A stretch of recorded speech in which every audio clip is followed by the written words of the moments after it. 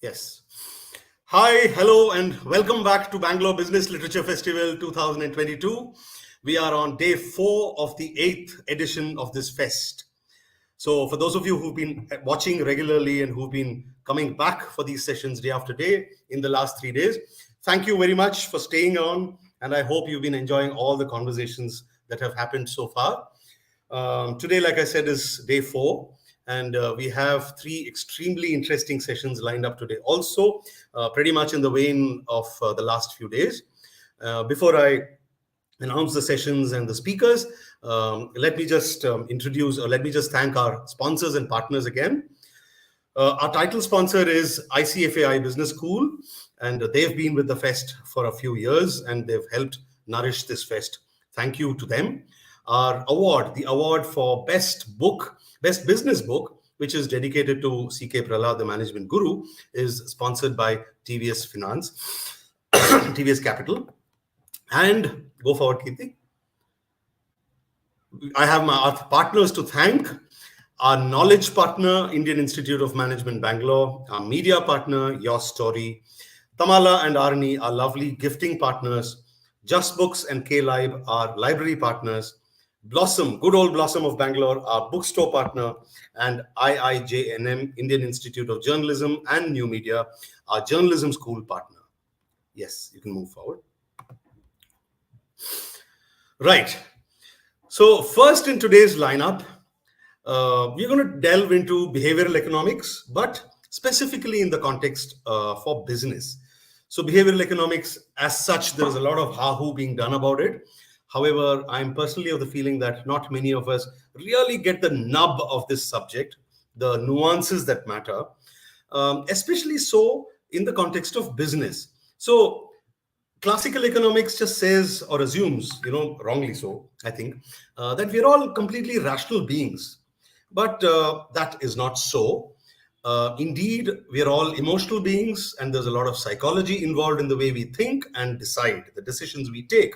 So that's going to be the crux of today's story. And therefore, how can businesses leverage this knowledge? And therefore, what approach should they be ideally taking in understanding and implementing behavioral economics? And to anchor this, let me welcome the host for the first session of the day, Divya Kumar. Hi, Divya. Hey Ganesh, good to Hi. meet Am you. I audible, visible? Very much. Thank you. Thanks for joining us, Divya. It's a pleasure having you here. Thank you. Let me a few words about Divya before I hand it over to her. Divya's Group Digital CFO, IKEA Retail. She's a global executive and member of boards. Her work experience spans multiple countries, industries, and functions. She has led teams in the areas of business, finance, digital, technology, data, analytics, and strategy. That's a lot. She has spoken at events such as Women in Tech Europe and Future of Finance, and in conclaves conducted by Economic Times and NASSCOM. Not just that, so a little bit of what do I say? A peep into her life off work. She has published her daughter Kavya's series of books. They call the Fun Galore series of children's adventure books, and these have been published by her. And all those books have become bestsellers. So wow, you're bringing her up pretty much in the same line as you are, Divya. Thanks so much, Ganesh. It's a pleasure. So, welcome again. It's a pleasure to have you here. And over to you to take this conversation forward. Thank you very much, Ganesh. And my achievements are nothing given the speaker here, who is Professor V. Raghunathan. And very happy to have you here, Raghu. He spent 2 decades in IIM Calcutta, and after that went on to become I'm sorry, at IIM, and then went on to become, the president of ING Vicia, and then went on to GMR and has come back to academics and headed the Indian campus of the Schulich School of Business. So, other than that, he loves to play chess. He has, his family seems to be doing, his wife seems to be doing wonderful things too in Bangalore and in the CSR space. So lovely to have you here, Professor. I hear you also love antique locks and love to play chess. So really, really happy for that. I mean, to hear that, because that's a very unique hobby to have. I think anti-clocks is something I have personally never heard of before, but would love to hear more offline on this one. But very warm welcome. Thank you, Divya. Delighted to meet with you and to hear about the amazing things that you have been doing yourself, including your child. Just a small correction. I spent 20 years teaching at IIM Ahmedabad, not IIM Calcutta. I'm I studied at IIM Calcutta, but I taught at IIM Ahmedabad. Yeah, My so, but apologies. that's just a minor It'll right correction, at the beginning, but just for record. absolutely. No, thank you very much, Not at Raghu. all. And, I mean, what a fabulous range of books you have, here. And you have written such an array of books all the way from, behavioral economics to the behavior of Indians, right? Games Indians play. And also, I also saw the queuing, which was very interesting. I haven't yet read it, but would love to. And Ganesha on the dashboard seems to be my favorite, right? So with that range, and then you also delved into mythology a little bit, with Duryodhana and taking a very different take on it. So with this vast array of books, I mean, where does your heart really lie? I mean, you seem to have so many passions, so many interests. So, I mean, tell us, what is the red thread that binds all of these, and also what you really feel passionate about?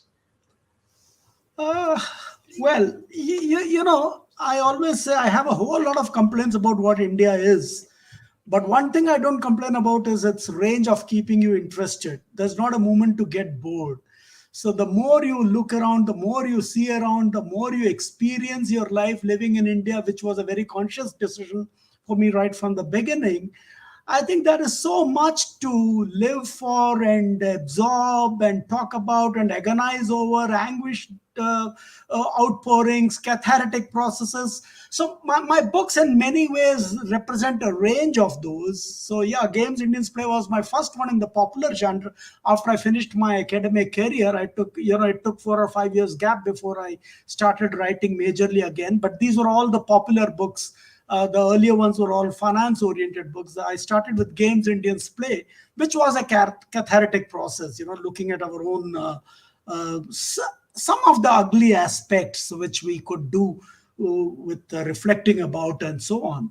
So that's where I started. Then, because I was also in the foundation, now looking at very different kind of children, I talked about don't sprint the marathon. Parents pushing their children to top in everything from tennis class to swimming to class test to the final exam. They were making the child run a whole marathon as if it was a series of 100-meter sprints, which doesn't work. You fall by the wayside. So that was the other book. I wrote a book on paradoxes and dilemmas. I called it Corruption Conundrum as a coat hanger of a particular chapter, but it was about paradoxes in all aspects of our lives. Then I wrote another one about Ganesh on the dashboard, which was about lack of scientific temper in India, where you look for a good day and you look for Rahu Kalam to take delivery of your car. Then you go to a Balaji temple to have it all blessed and so on. Then stick a plastic Ganesha for good measure for safety, and then drive without seat belts, which is what 80% of Indians do. So that was Ganesha on the dashboard. Then I wrote books like don't Beyond the Call of Duty, which was about very very young Englishmen who came to India. And I'm not talking about the rulers, the Lord Macaulays and those kinds. These were 17, 18-year-old youngsters who came to India and did some amazing things which we don't know much about. So it was a stories of those. I wrote about Locke's Mahabharata and mathematics because I collect Locke's and I have enough mathematical background being a finance professional. And I know as much Mahabharata as most lay people living in India do. So I wrote these stories from Mahabharata and wove them through similarities of some of the Locks which I have in my collection, then the similarities of both with certain mathematical principles. And in the process, I had done some excess reading on Mahabharata, and I used it up to write Duryodhana, talking about his take on why should he be singled out as a dark villain in the entire epic of Mahabharata, and that he was no better or no worse than the Pandavas, given that he had his own Rajadharma to follow, and so playing a sort of a Ram Jethmalani to Duryodhana. So I wrote that book. Returned to Jammu because I was born and brought up partially in Jammu, apart from Punjab and Haryana. So I just took the backdrop of my childhood and wrote a fiction, which was one of my first attempts at fiction. In between, I wrote that a good Indian's guide to queue jumping, which of course stares at you every time you're at the airport. For instance, you're trying to put your bag into the X-ray, and somebody comes and puts a bag ahead of you. So if you're going to be queue jumping anyway, here is all the theory and here is all the research that has been done worldwide on jumping queues. So do it smartly. So that was one. And then, of course, my latest one is Irrationally Rational, which is the Nobel 10 Nobel laureates script the story of behavioral economics. So as you can see, also getting too attached to any one field is too constricting and restrictive in your imaginative processes. So I just made sure that other than two of my books, which is Games Indians Play and Queue Jumping, the rest of the books are all in very, very different genre. And it's been fun. That's really lovely. And as you say, there is no dearth of stories in India, right? Or Yeah. of topics to write about when it comes to that. Coming to your latest book, you have spent so long in academics and then went to corporate, came back to academics. That is very rare. For example, I've lived in, corporates all my life. I'm sure a lot of people have lived in academics all their life. It's very rare to find people straddling both these so successfully. How has that influenced this book that you have written and the ideas behind it and the stories behind it? Because I find that a novel part of your journey that, has really reflected in the book. Yes. You see, as long as one was in higher academia, one had very little time to flirt with the popular writing. Because what would add to your CV value in those days was all academic papers and academic books and so forth. And that's what I was doing. I used to be on the boards and so on, but then that's not really, getting your hands dirty in the corporate sector. So that's how, when an opportunity to head the ING Vaishya Bank came along, I took it because, as I like to say, I didn't want to die teaching. So my next 18, 19 years were in the industry, in the bank, heading the foundation. I was also MD of GMR Industries, where I was trying to check out the potential for ethanol as an alternative fuel and so forth. And then, of course, because through GMR, I was also involved in bringing Schulich to India, as a business school. So I took over there as a director. And I was also an adjunct professor in Toronto itself, which I continue even today. But I don't it's strictly not really back to academics full time. I'm an adjunct professor. I do some lectures and so on, but I don't do full courses anymore because I've done that for 25, 26 years. Also 25, 26 years, I used to go to SDA Bocconi in Milan, teaching behavioral economics every year. So I am done with full-time teaching in terms of teaching a full course. But yes, and now what happens is the last 18 years of experiences have been accumulating. And I've been writing books for the last 12 years in the popular genre. And as a matter of fact, the experiences of the last, the corporate segment is far richer than the experiences during the academic segment. Because the academic experiences were more academic, whereas the range of what I've been able to see, observe, and so on has happened more and more in the last 2 decades than in the first 2 decades of my career. So yes, in that sense, in terms of my writing today, I think it's my last 20 years which is coming in to kick in more than my first 20 years did. That is really interesting. So I was trained as an economist about 20 years back, but when I did the behavioral economics course by Dan Ariely, the Duke University about 10 years back, it blew me away, right? Suddenly I was like, has everything I have learned really, it got shaken a little bit. Now, in the last 10 years, I find there have been so many books that have been written in a very conversational manner, so that they become a household names, like it could be Blink or Outliers, or even Thinking Fast and Slow. That some of the concepts, like for example, it could be confirmation bias, action bias, all those have become household kind of terms which were not there earlier. But are there some hidden gems, right? So there are some concepts that probably we are not normally we are not very familiar with, but actually drive our day-to-day behavior. Because as I did those courses, I really saw myself in all of them. Right. And with your vast knowledge of behavioral economics, would be lovely if you could throw some light on some of those things which are less well known, right, which influence us day to day. Well, if one seriously gets into answering your question, there is hell of a lot. But obviously, in this kind of a restricted time, I can only think of a few quickly, top of my mind. One is, for instance, what is called the overestimation bias. Okay. All of us in private lives, in public life, in corporate lives, in any kind of a situation, we tend to overestimate our abilities. You think of building a house, you think of a certain budget, you end up spending double of that. You think you'll finish constructing your house in 2 years, it takes double that time. And it's the same thing if you're thinking about building a dam somewhere. It's not just about your house, which means the same overestimation bias or overconfidence bias is so prevalent, and yet we don't make an adjustment to it. And that is a surprising part.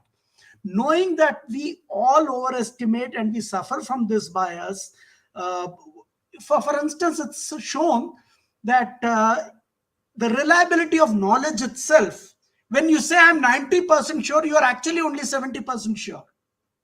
Okay. So we do tend to overestimate our own knowledge. Take driving ability.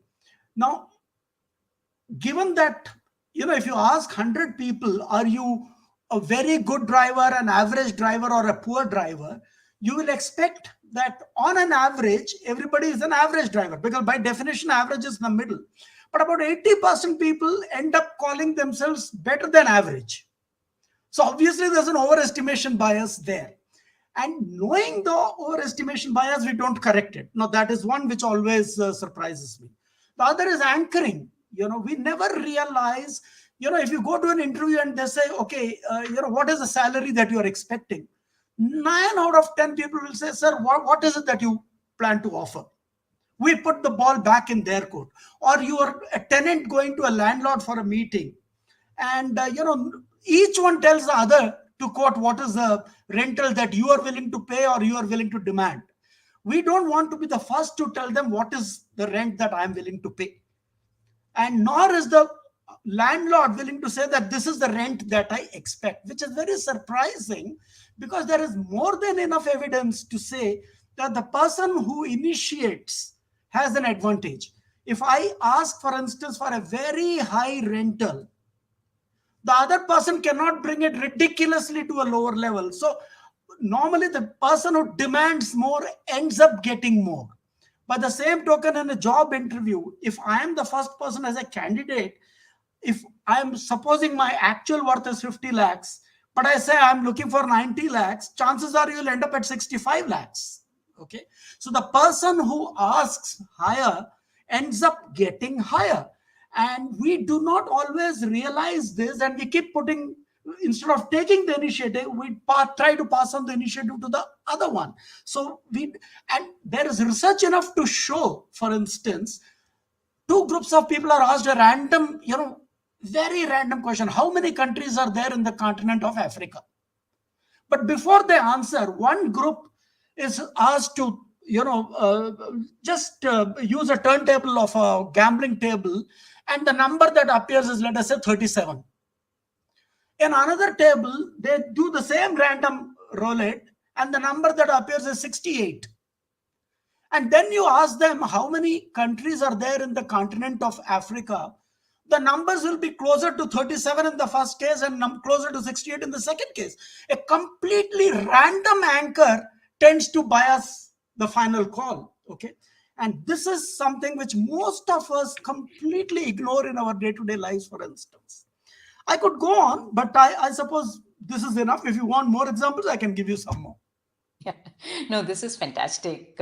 It also shows how fickle our mind is, right? I mean, we are getting, I would say, played at all times, right? And we don't realize that we're getting played at all Right. times.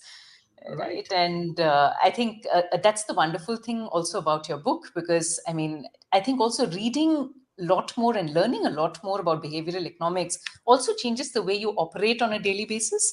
Absolutely. And I think that's the amazing part of it. Absolutely.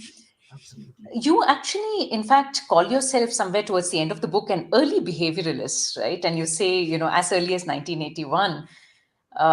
I mean, I would love to hear a little more about that, because I mean, we all think, when we are younger, especially, I mean, I remember myself at the age of 20, I thought I was invincible. I knew everything when I knew nothing, right?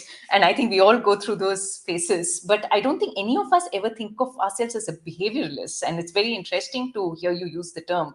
So, what made you think that, and what sparked your interest in this topic? Well, when I did my doctoral dissertation in 1979-81 about that phase, I'm ancient, incidentally, which is apparent. So, when I was doing this dissertation, I didn't even know that something called behavioral economics existed. Though the early works of Kahneman and Tversky, etc., was just about beginning, but I had not read those works because those days libraries were not so interconnected. The only access I had was to IIM Calcutta Library, which would always lag behind 2 years or so in terms of latest journals. But I was doing some work on the cost of capital. Okay.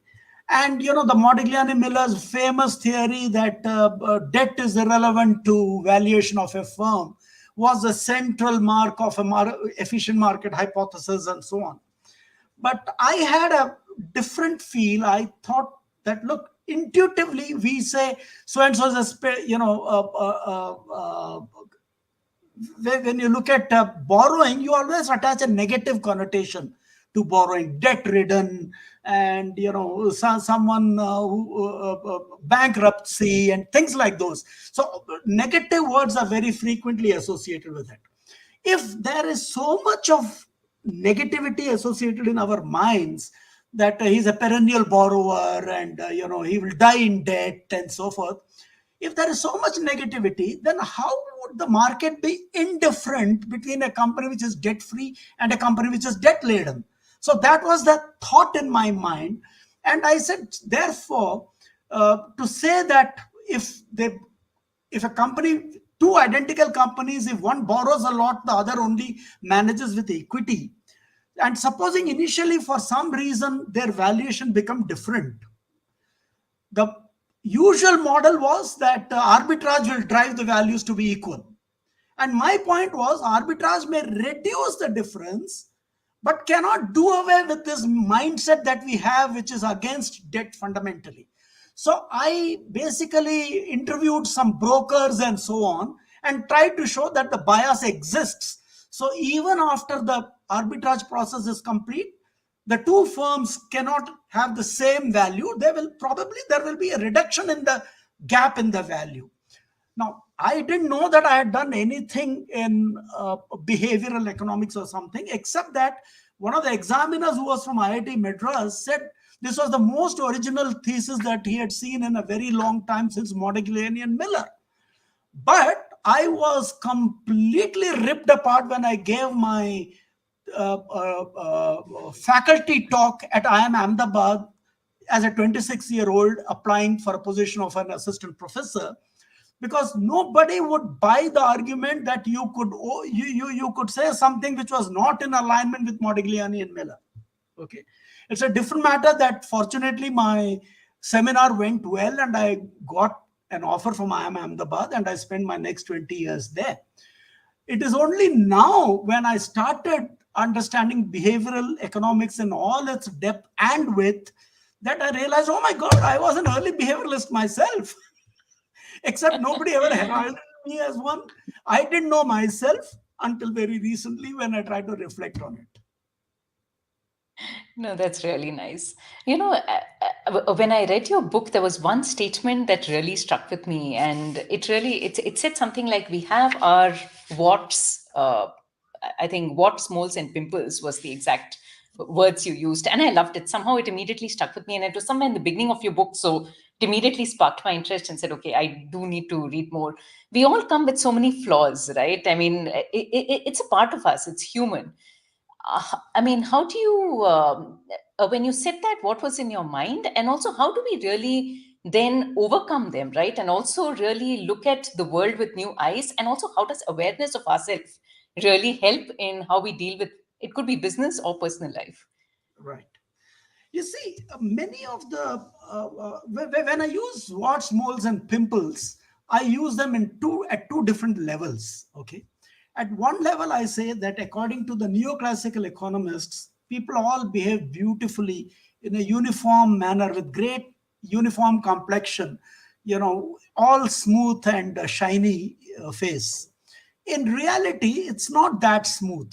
There are biases, there are heuristics, there are emotions which do put speed bumps on your decision making. So decision making is not uniform in that sense. It is impacted by your biases, heuristics, and emotions, and so forth. And I've called them warts, moles, and pimples at one level. At another level, I talk about warts, moles, and pimples in another book, like Games Indians Play, where I say our ugly view as our ugly side. If you spit wherever you want, if you throw your garbage anywhere you want, you jump the queue at leisure, it's what moles and pimples in our personality. But here I'm talking more in the first sense in this book, and whether it is a business decision maker, we are talking about economic decision making, whether it is a business manager taking an economic decision for a firm or an individual taking an economic decision for oneself. The fact is, we are trying to maximize utility for ourselves. Except that when it comes to corporates, the objectives of the corporates and the objectives of the managers may or may not be aligned. In fact, the manager wants to take a decision which will bring him a greater pay package, greater glory, bigger revenue, and a bigger market to control over, which may or may not maximize the profit. Okay. So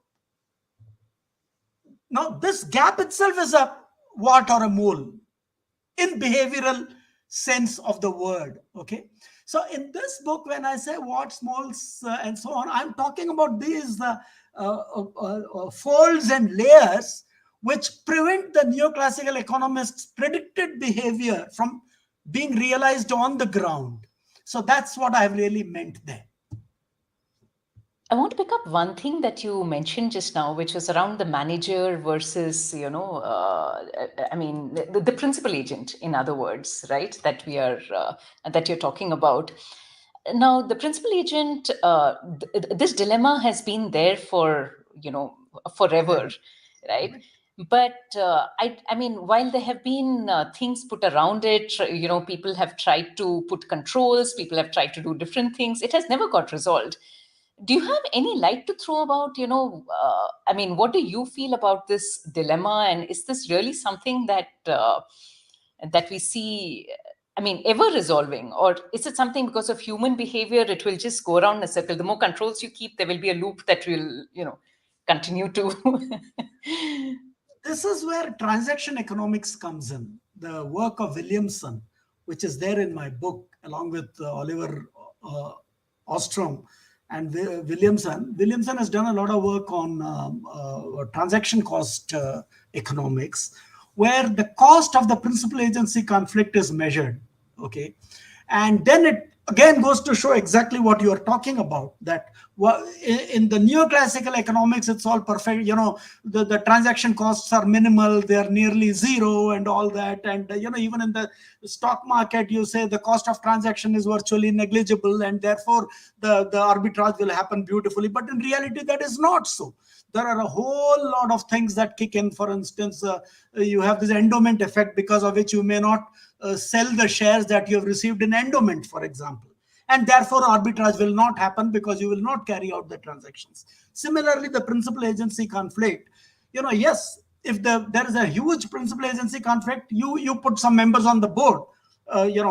Different parties, it may be banks, it may be insurance companies which have invested in the company, or stockholders. If there are minority shareholders, they put some representative, and you expect that you will try and control the behavior of the manager from venturing too far away from what is good for the business as a whole, for instance.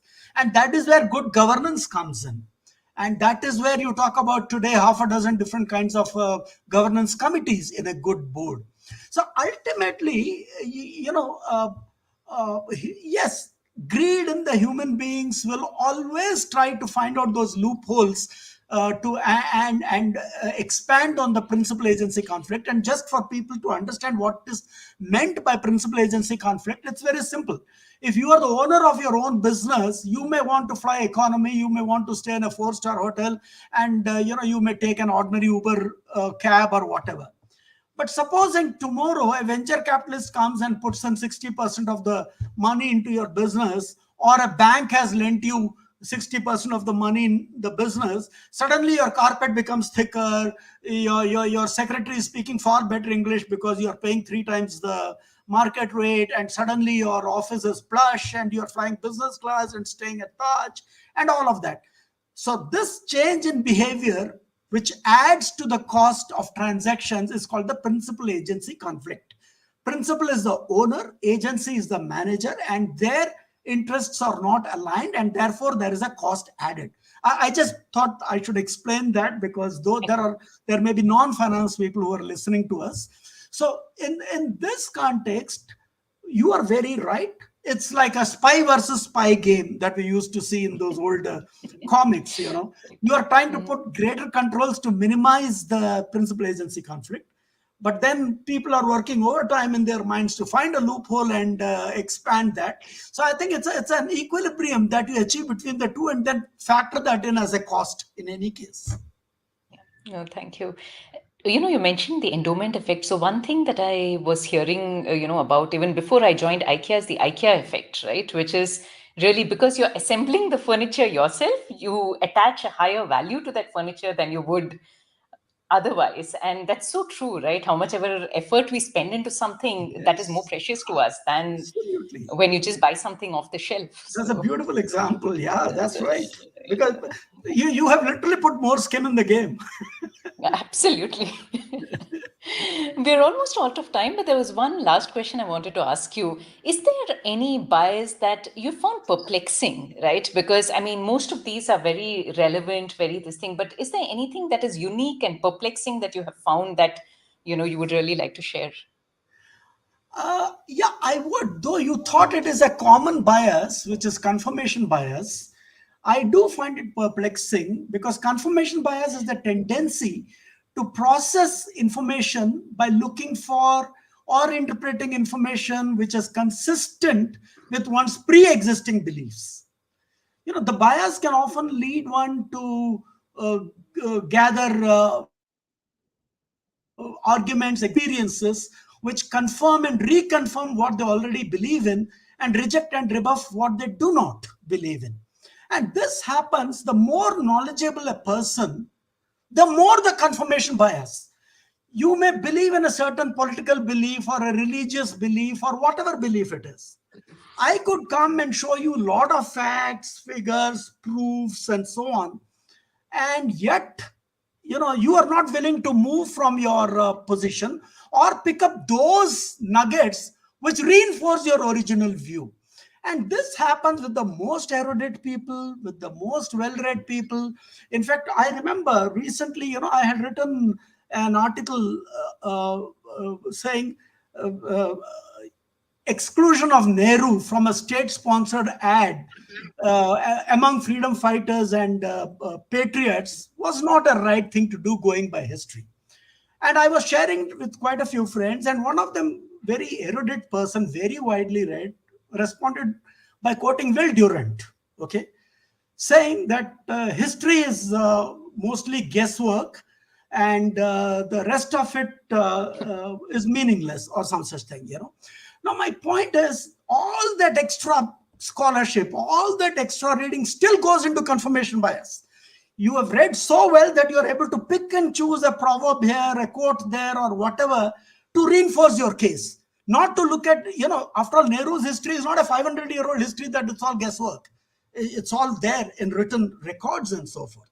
So to me, this confirmation bias, even among the very widely educated people, is always very perplexing. And I always find it very interesting and strange. And I try, at least I try. I mean, I probably am not, I don't consider myself a great scholar, but I do try to consciously move away from there, not have that confirmation bias. Well, otherwise, no debate can ever be. That's why they say debates never result in any kind of a conclusion where you change somebody's mind in the other's side. It never happens.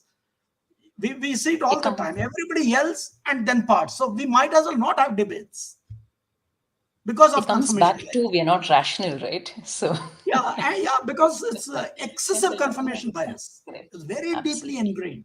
Even when you know about confirmation bias, you can't get away from it easily. That is the beauty of all the biases. It's not as if just because you know about these biases, you'll find it easy to avoid them. And that is why it is a part of a discipline to study. It's not a quirk here or there. It is very consistent, very persistent bias observed in all our behaviors. And actually, you don't escape them, but at least you're able to laugh at yourself. At least I am sometimes. Yes, It's just like, absolutely, okay, I exactly. fell into the trap, is the And you thought know that you're not goes. alone. So at least, no, and you spoke about history. It's interesting. But when I read history, I sometimes find history has confirmation bias also, right? And Yeah, it has a lot of biases because of history is course, not of just written course. by the Correct, victor, but it's also written depending on who writes it, right? correct, It's actually correct. anchored in a certain manner. So, Right, absolutely. No. That is very true, and that is what probably Will Durant's statement is all about. Where mhm. he says most of the history is guesswork, and the rest is prejudice. That is the exact quote. The Prejudice, rest is correct. prejudice, and we do see that bias in the history all the time. But that doesn't mean that 70-year-old history can be put into the dustbin because they're all available records. It's not what Aurangzeb might have said to Shah Jahan. It's something what happened very recently in our lifetimes, more or less. Mhm. I Very was true. alive when Nehru was alive. Very true. No, and also He what you might have been speak before about him. confirmation bias, I wonder whether it's also linked to some of the things that you describe in Ganesha on the dashboard, right? Where we know of different things. So if you link these two together, it's actually, you get a different view of what we do, right? Absolutely, In absolutely. uh, In in a our way, what you're superstitious saying is, beliefs. yes, you say scientific temper is about logical thinking. Something which you hypothesize and then test out and then observe. So it's more like the system two thinking that you referred to earlier. Okay. But our normal day to day behavior comes more from system one thinking. And as a matter of fact, what you are just mentioning is what that think fast and think slow all about, you know. So This yes, is I mean there is a very close connection, and one can really relate one to the other. since I a mean, lot we of know people we are here. not being scientific. If you had a friend who acted like God, who suddenly killed a 6-month-old somewhere and burnt a woman somewhere and had someone raped somewhere else and so on, you won't talk to that guy. You'll think he's the vilest person around. And yet, when it is a God, we keep going back. And yet we say all the bad that happens is God given. We accept it. So it's a very funny kind of a dichotomy that we live with. And no, is it scientific? Maybe not. Is it part of our innate belief? Maybe yes. So, and that there is that dichotomy. Yeah. But just to describe to the people here, since not everybody may be familiar, if you could just give a short explanation of system one and system two that you mentioned, I think would be Right. fantastic. Right. System one thinking essentially means what we intuitively, quickly believe. You know, if everybody is running in a certain direction, you tend to run in that direction and ask questions later. Okay, because chances are that there is some fire somewhere, or some wild animals chasing them, or whatever it may be, or police running with a baton behind them, and anybody could get hurt. So you tend to take that is your innate first response. But supposing you have some more background about the information, or you say, wait a minute, something seems wrong. No, I don't think this could be the right reason why people are running. So let me find out the reason and then decide whether it's worth running or not worth running. And you may get killed in the process, but sometimes you may be right also. But more often in normal day to day life, a little more deliberate thinking keeps you a little safer, though it takes more time to arrive at. Okay. I'll just give one example. For example, supposing we say that the male female ratio is roughly 50-50 in a society, and we are taking a count every month. Now, in the first 15 days, if you find More girls have been born than boys. 65% were girls, only 35% were boys born in the first 15 days of the count that you take. Then you intuitively tend to think that in the remaining 15 days, the gap will be made right. That there'll be more boys born than more girls born, so that overall the range will be 50-50. But in reality, any birth is independent of anything that happened in the past. So system 2 will make you realize that, and you will know. And it's the same thing in stock market. If prices have been falling repeatedly, you tend to take a pessimistic view or a bearish view, and you sell because you believe that because it has been falling, it will continue to fall. But those movements are not related to each other. The first is system 1 thinking, the second is system 2 thinking. So that's the example. With the way the markets have been moving last 2 years, I mean, you're very right. So, Yeah, but exactly. anyway, but Yes. lovely to talk to you today, Raghu, and hope to keep the conversation going offline. I hope all of Yes. you who are on this session truly loved, hearing him. So, and please do read his book Thank if you. you're Thank you, interested Divya. more. It's been So, take care. charming talking to you. Thank you very much. Thanks a lot. That was a wonderful conversation. But before you both go, I have one question from the audience for Raghu. I'll just ask you that. Amisha is asking, what are some of your favorite books, Raghu? Oh, Please suggest some books that you love, is how she's put it. fiction or non-fiction? I then suggest keep it in the professional realm, Well, in the I've been reading a business. whole. You see, if you read Noise, which is one of the more recent books, you'll find it enchanting. It's a book which is something that you should be in your top 100 books, the bucket list kind of a book, for instance, among non-fiction. Okay, Among fiction, read Murakami. Right now, I'm heavily into 1Q84, and boy, am I having a great time.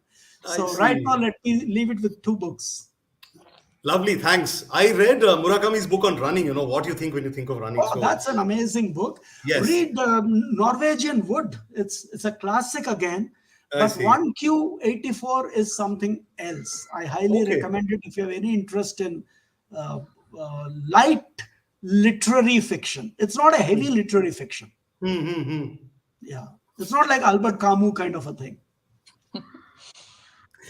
I think he expresses deep thoughts, but he's grounded enough. He does so in a grounded enough way. Very grounded, and definitely a future Nobel laureate. We can bet on it. All right. Thank you so much, both of you. Thanks, Divya, for anchoring this so beautifully. So beautifully. Yes, Thank you. very, very interesting questions, probing questions. And Raghu, the less I don't have to say anything much about you. And I think for me, the biggest takeaways from your conversation were how you could manage to straddle, like Divya asked a very pointed question about straddling academia and then coming to the corporate world. And now you're going back to academia. I think you've had your legs in two or three boats. You've sailed in three boats for much of your career, I think, Yeah, and yeah. that's something that for all of us can get inspired by. The other thing is also the whole conversation about biases. I think makes me think, go deeper, introspect a lot, and wonder why we do what we do, why we think what we think. And there are so many layers to unpack here, and that just doesn't come through in a moment. It doesn't. Correct. It doesn't. So thanks for That's shining some why light you on talk that. about system one, system two thinking, precisely for that Right, reason. right, right. So thanks for And that's shining like light a on that. human being. And on that note, Thanks a lot. I will thank both of Thank you. you very Thank you, much. Divya. Thank you, Ganesh. Thank Thanks you, a lot. Raghu. Thank you, Ganesh. Bye. Bye bye. Have a great Bye. day. Bye. You too. Okay. So we will now glide into session 2 for the day, which is how to be comfortable with technology. And there is no one better to anchor this discussion than my old friend and BBLF's old friend, Madan Mohan Rao. So, Madan, will you please come on screen? Hi. Wonderful to see you again, Madan.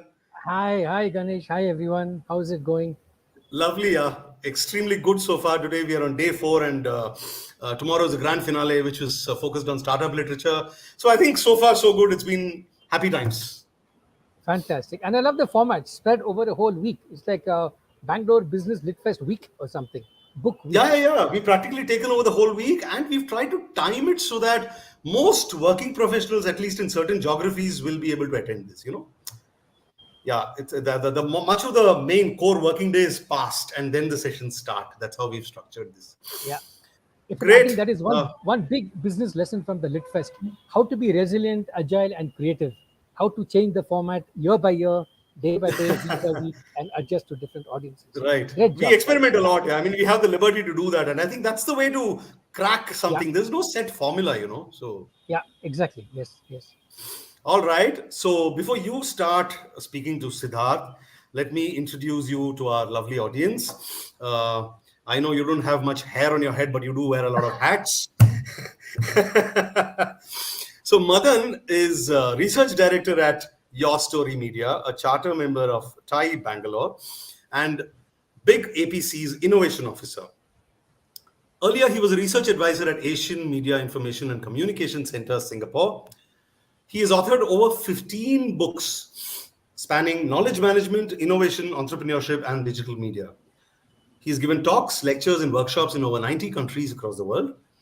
Other than all of this, so in the 36 hours that he has every day, he also manages to be a music writer and a DJ, right? So, and like I said, he's been an old friend of BBLF. And if some of you have not noticed his articles covering the fest in the run up to the fest and the wrap up post fest, I urge you to visit Your Story's website, or just go to Google and type in Madan Mohan BBLF. You'll find all those fantastic articles. Thank you so much, Madan, for your support and for being here today. Thanks, Ganesh. Over to you to welcome Siddharth and take this forward. Fantastic. Thanks, Ganesh. Thanks to all the readers and viewers for this festival here. Thanks to all my colleagues at Your Story. We are the media partner for this lovely festival. And by the way, by an amazing coincidence, today also happens to be Your Story Foundation Day. So exactly 13 years ago today, my colleague Shraddha Sharma founded Your Story as India's #1 startup platform, covering stories of entrepreneurs, change makers, NGOs, corporate innovators, and so on. So I'm sitting right now in a balcony overlooking Kaban Park, and you can see the sunset is about to sunset now. The sun's about to set now, reflecting in this glass. Don't worry, it'll set very soon, and you'll be able to see me much more clearly. So I'm going to welcome our host. I'm sorry, our guest for today now, our speaker for today, Siddharth Pai. We have an outstanding session today on how to get comfortable with technology, and we have a fantastic speaker with us today. His name is Siddharth or Sid Pai. He is a consultant, writer, and investor in deep tech and science. Very distinguished background. Let me just give you 4 or 5 highlights. He is the founder of Sayana Capital, a venture capital company. He has advised and completed over $20 billion in transaction value in various startups. He spent 15 years working in the US and Europe before moving back to India in 2002. He was the partner and president of TPI ISG's Asia Pacific region. He was the executive in charge of IBM's communication sector consulting business in Europe, the Middle East, and Africa, and also was on the strategy council with KPMG Consulting in the US. He has a BA in finance and an MS in applied economics from the University of Rochester. And for those of you from Bangalore, this is very endearing for all of us. He has a Bachelor of Commerce degree from Bangalore University. So he is one of us, so to speak, and he's going to be joining us today on this fascinating discussion over here. Sid, great to have you on board. Where are you now? You're in Bangalore, Delhi, the US? I'm in our good old Bangalore. So thank you for. Good. Oh, great, great, great. You're quite a globetrotter. So very rare to have you back here, home with us. Thank you. So Thank Sid, you we for have having about, me on. I guess, 40 minutes or so to run through so many fascinating issues right in the middle of our digital hybrid digital world. Kind of, we are sort of in the new normal or the new abnormal with hybrid events like this and so on. So my first question for you is, you've been in this space for quite a while now. So can you run through some of the changes that society is going through, and maybe some personal anecdotes from your own life of how we moved from the analog world to the early internet to 2G mobile phones to 3G, 4G, 5G? Who knows what's next? What are some changes you've experienced, and what was scary, what was fun, what's interesting? Over to you, Sid.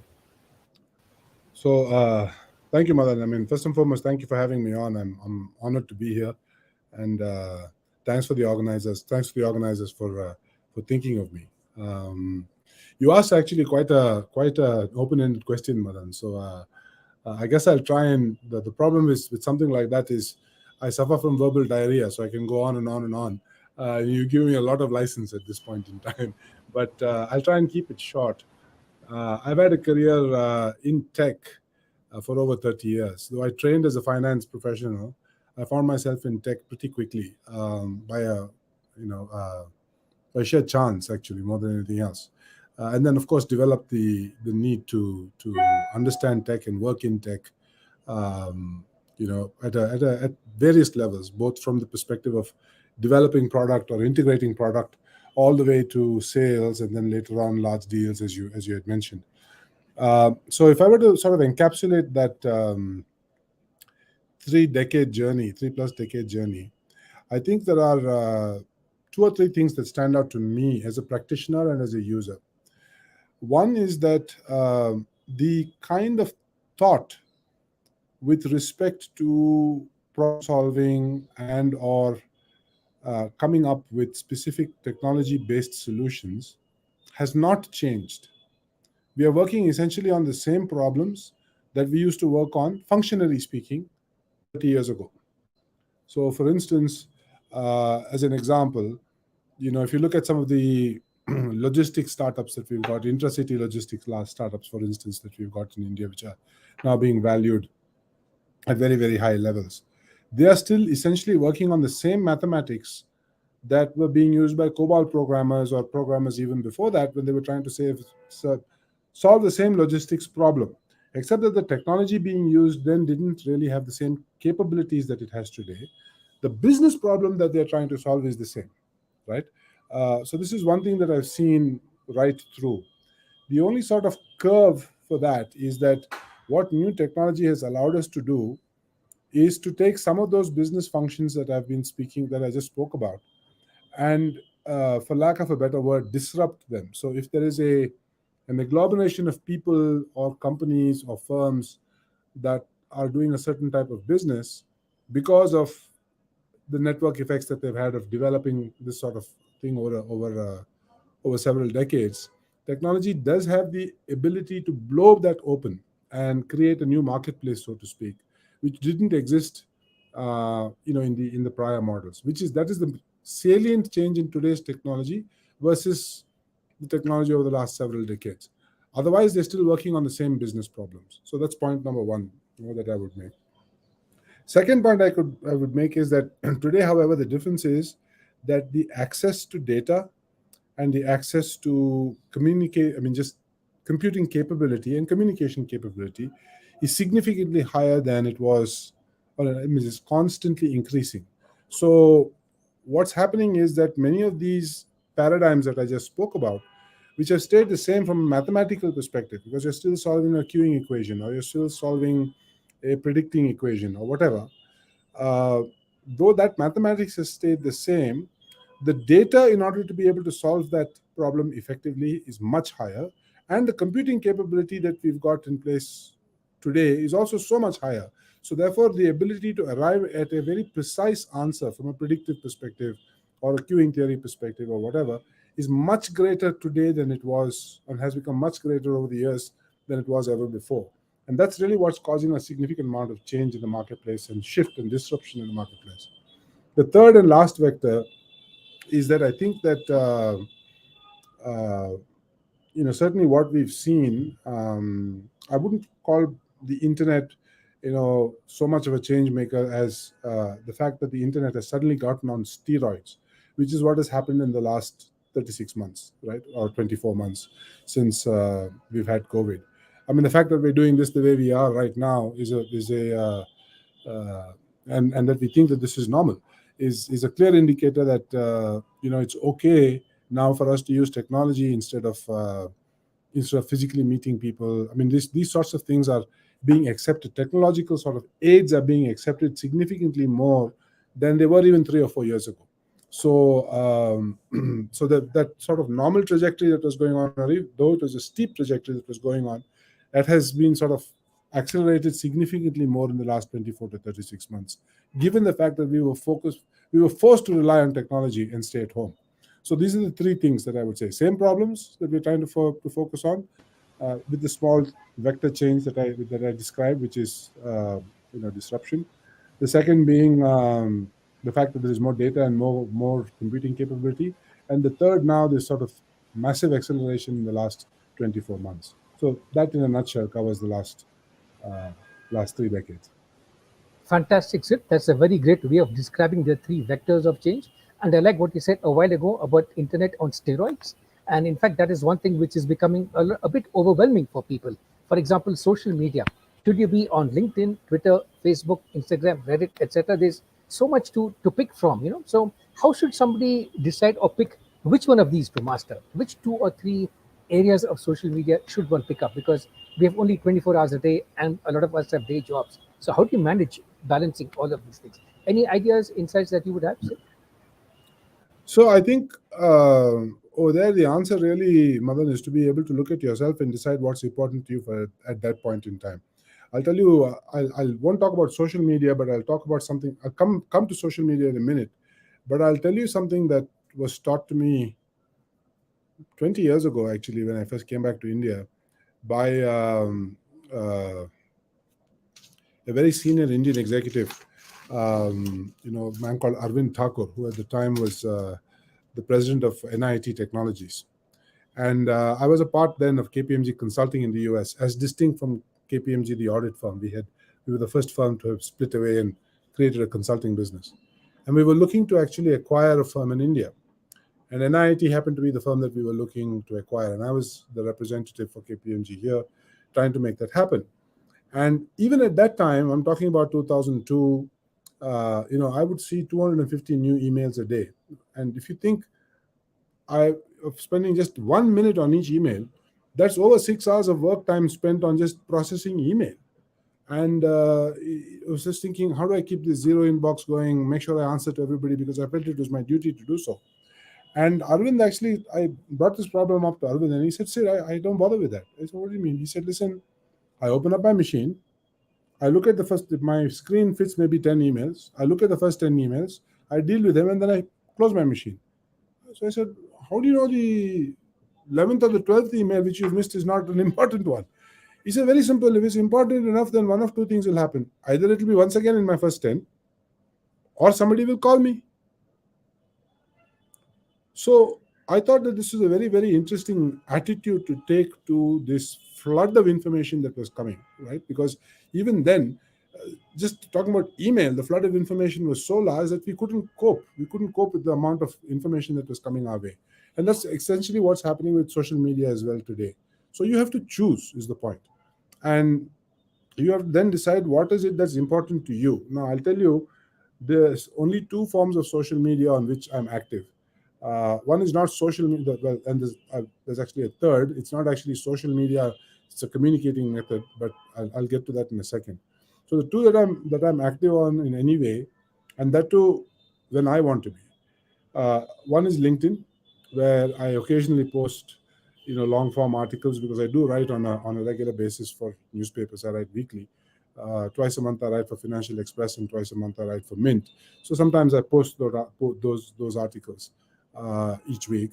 So that would say maybe I'm on LinkedIn once a week, and that gives me some time to look through what's important. I think LinkedIn is an important forum because all said and done, most of the people in that forum are either professionals or looking to become professionals, students looking to become professionals. So there's some self-selection going on. And over the years, there's been jokes about how there's some self-policing going on as well within that forum, LinkedIn forum, and people call you out when you're trying to do something that's not professionally oriented, but is more sort of personally oriented. So that's one forum.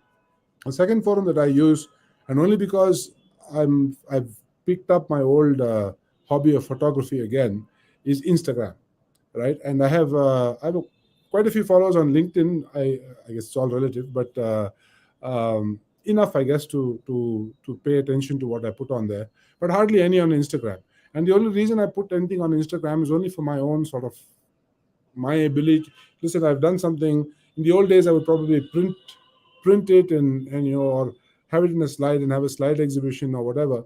But today, I just put it up on Instagram, so where a few of my friends and family will take a look at it and tell me whether they like it or they don't like it. The point I'm trying to make here is that I'm very deliberate about what social media I go after, and I only go after it because one has a professional aspect to it, which is LinkedIn, which is helpful, and the other has a hobby aspect to it for me, which is Instagram. I do not get on any other kind of social media, though I have tried them in the past. I've tried Facebook, I've tried the other ones in the past, I've tried Twitter.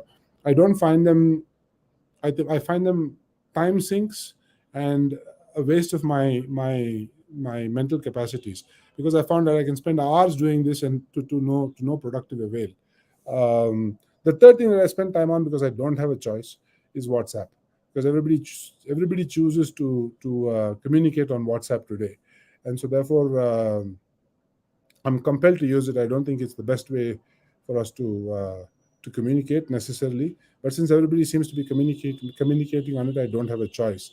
So I think, once again, to put a sort of net around that, would be the ones that you don't have a choice on, you have to do. So whether it's your company messaging, whether it's WhatsApp, whatever it is, that there are one or two that will come up where you don't have a choice, because life isn't life without it. Number one.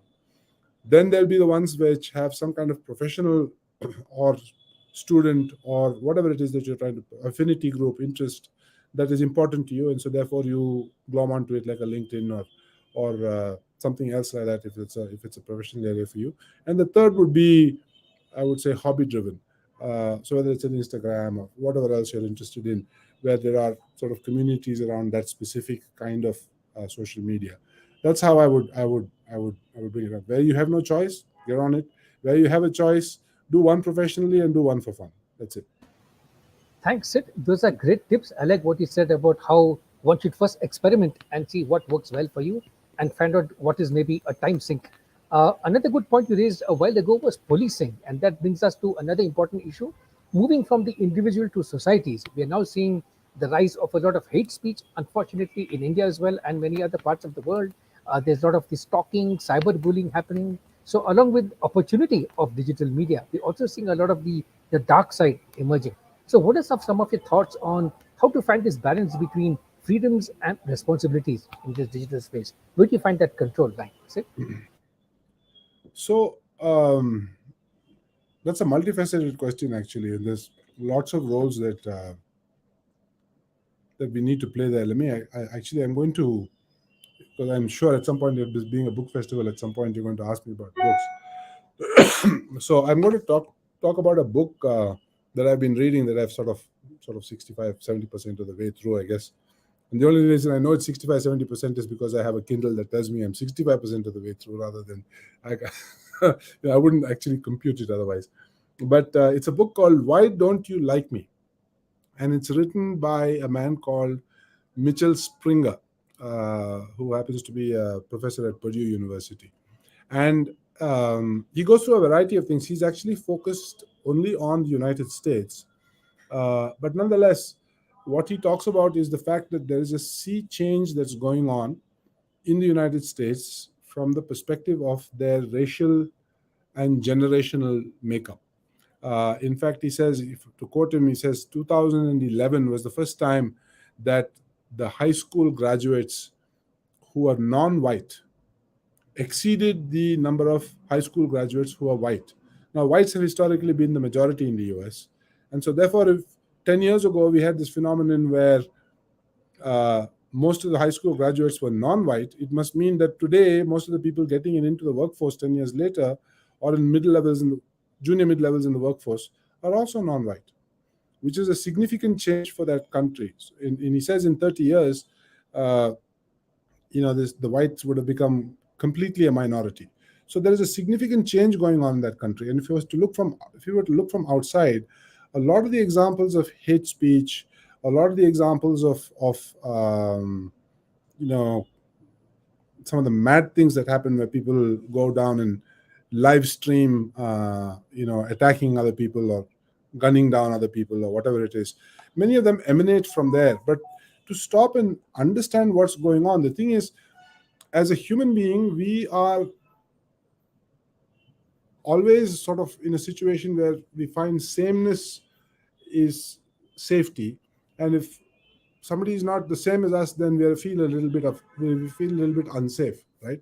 So therefore, I mean, for instance, the beginning of this conversation, you said we're from our good old Bangalore. So if somebody like me will say, oh, if somebody grew up in Bangalore, in old Bangalore, then he must be like me. And I would ask, which college did you go to? Which school did you go to? And we would have a lot of similar people whom we knew. We might have been taught by the same people, those sorts of things. It's natural as human beings for us to seek that affinity. And then as a result, also create a group where we think outside of that group, then everything is wrong, because that group is going to hurt me, or this group is going to hurt me. But if we find that we take the time to stop and think and be a little bit aware as to why we think that way, and the fact that in fact these changes that are happening, for instance the changes that are happening in the US, nobody can do anything about it, it's going to happen. Maybe you have to sit back and accept it.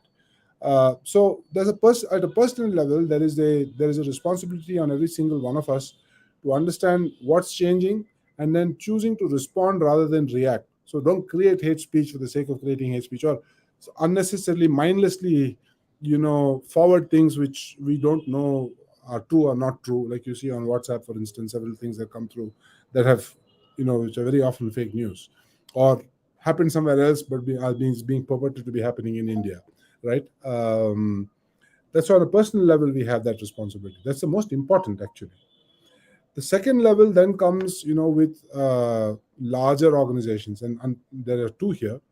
One obviously is the people who own those social media platforms, the companies, the Metas of this world, or the Facebooks, and the other companies that have such platforms. They need to do some internal policing themselves. Now, the policing I was talking about at LinkedIn was not being done by LinkedIn's people; they were being done by LinkedIn members. So that falls in the first category, which is the individuals doing the policing. The second category is where you have some level of policing done by the firms themselves that own the platform. Microsoft in LinkedIn's case, Meta in Facebook's case, they're all trying to do it to some degree. The problem there is this business of profit versus um, social good don't necessarily sit together every time. Um, and so therefore it may be okay to allow hate speech and allow these things to happen because it's more profitable for me as a corporation. So I'm not necessarily going to be though I will say I'll police it and so forth, I won't be the most adroit at it. And that's where then the third vector comes in, which is of course the government in the country that we're in. So I think that big tech has not been regulated enough on this space, and specifically their responsibility, rather than just saying, "Oh no, we are a free speech platform, and so therefore, we're not going to have any liability on us," is is ineffectual. I think they should be brought to book. I think we should have strong rules and strong policies in whatever country it is, whether it's India or other parts of the globe, which allow for action against these groups, because against these firms, because only then will they do sufficient internal policing to stop the people who are unable to individually police. If I'm making sense. So I don't think it's possible for us to have a non-regulated social media environment. In fact, I think we need much more regulation, and regulation with teeth, which is followed through on. Sometimes you have to give up some of your freedoms in order for order to be given to, or peace to be given to you in return, and it's okay to provide, give up, turn over some of those freedoms to the government and have them make those decisions. There's an entire discussion as to whether they'll do it correctly or not, but that I don't want to be pulled into that. At this point, I just want to say some greater organization, in this instance the government, will have to step in. Thanks so much, Sid. I like the way you keep describing the three vectors which affect the dynamics and the momentum of this space. So, for those of you who are just joining us, we're in conversation with the author Sid Pai, and you're actually getting two shows for one. You can see a sunset in Bangalore happening in reflection in Beautiful. the window behind me, a lovely Bangalore sunset. Sid, since as you mentioned earlier, we are in a literature festival, we have about 10 minutes left. I want to ask you more about books and writing. Can you guide us through the process in which you distilled all these very complex insights into a series of publications, articles, and eventually the book? So, where did we go from thoughts, developments, journalistic kind of articles into this book? Sid? The process of writing the book, you mean, or the process of writing articles? The book, the book. Well, and the book essentially has only two parts to it. I mean, so the second half of it really is just sort of a an organization of the many columns I've written over the years. Essentially, the thought process that I put in there was that anybody in an organization plays four roles. Sometimes they play all four roles, but you play the role of a soldier, an organizer, leader, or an empath, right? Or somebody who's so therefore, if you're in any one of these roles, then certain information from what's going on in the technology world is useful to you, say as a soldier or as a leader, right? Um, you different things are important. So, for instance, this question we just covered about regulation is probably a lot more important for leaders of organizations than it is for somebody who's writing code at the soldier level. Um, Being an empath is probably more important for somebody who manages people or deals with customers, those sorts of things. And again, what technology is doing there in order to help with that kind of role is important. So I sort of organized my columns and cull them down a little bit, the stuff that I've written over the last several years, to fit into those four categories. The first part of the book actually is partially autobiographical. It just talks about that journey that I had over 30 years. And the point I'm try to make in that first part of the book was that you don't necessarily need to be a coder or a programmer to have a profitable career in technology. You can still have an excellent career in technology. You need to understand the dynamics of how it works, and the basics of how computers work, the internet works, those sorts of things, and how they actually solve functional business problems. So the first part of the book, I sort of focused on that, and then moved into examples of how one uses technology to fix particular business problems through those four roles that I just spoke about. So that's how I organized it. Um, the it was a different take, but I felt that it would be a little bit more genuine if I talked about my own journey going through that, rather than theoretically just bringing in various ways of working through things. Because some of the experiences that I had, I thought I had learned so much from, that it was worthwhile sharing some of those experiences with whoever it is who would pick up and read the book. So that's why it's organized the way that it is. Great, thanks. Obviously, the digital medium opens up a lot of opportunity for authors to engage with their readers. So, can you share with us, as an author, how digital has helped you as a book author to connect with readers? What kinds of maybe feedback, ideas for new publications, perhaps, that you get from readers? Sid?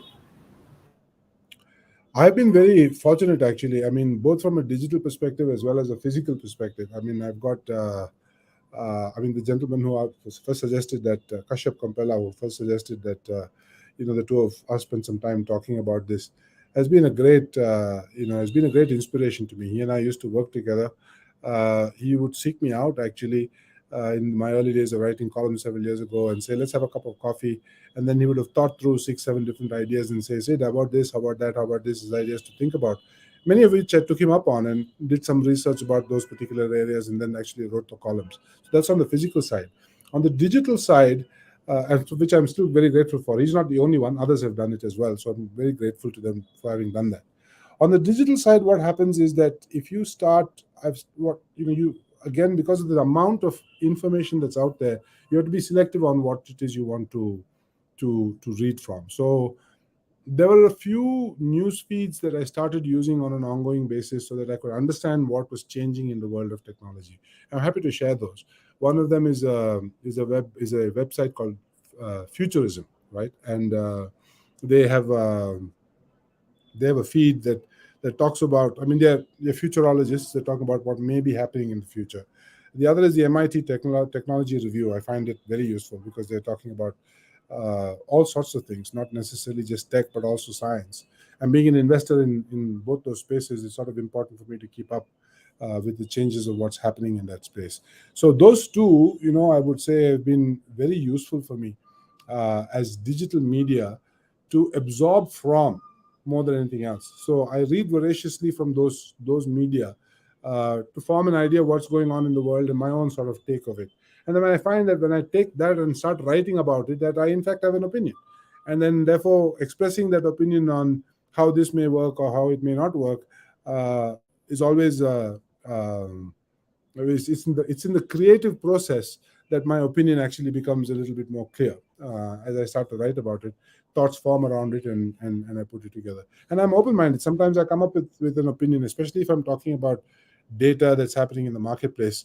And I will have calls. To give you a very recent example, 2 weeks ago, I wrote in the Financial Express about Indian IT services shooting themselves in the foot by offering 2x salaries to people with 3 and 4 years experience, right? And which is it's silly to expect a 26-year-old to not take a job that's paying him or her twice as much as they're making today. If they're sitting in the same house in a work from home environment and just working on a for a different writing the same code, working for a different company in the same place, why would they not do it? They would do it, right? So I didn't that and said that it's not their fault. It's actually more the fault of the companies that were hiring them in.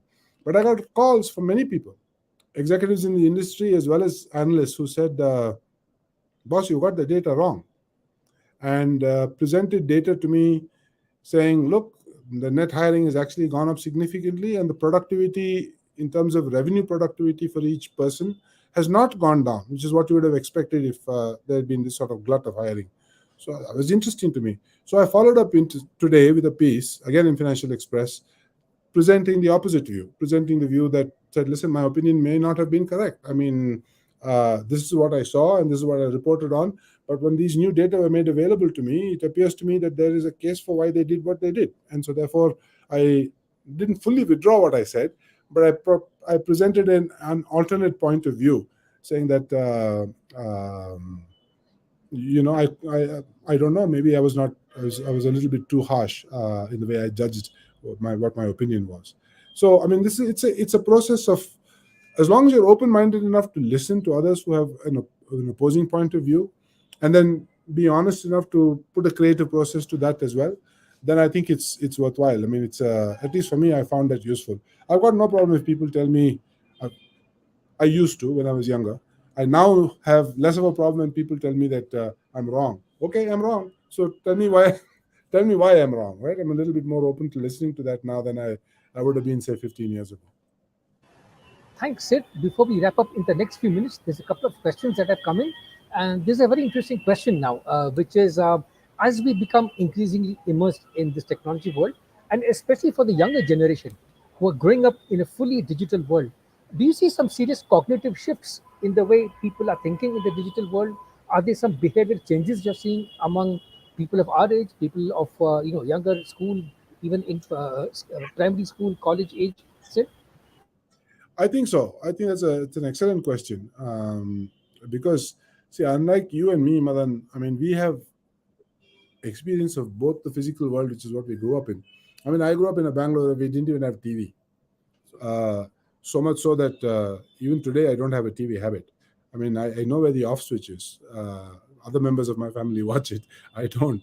But we grew up in a world that was both truly physical, and then we've also moved and morphed into this digital world. And then I look at my children who are in their early 20s, and they really don't know a life outside of this, the digital world. And I think there are two or three things. I mean, this book that I spoke about also touches on it. According to him, this new generation doesn't see the level of differences that we see.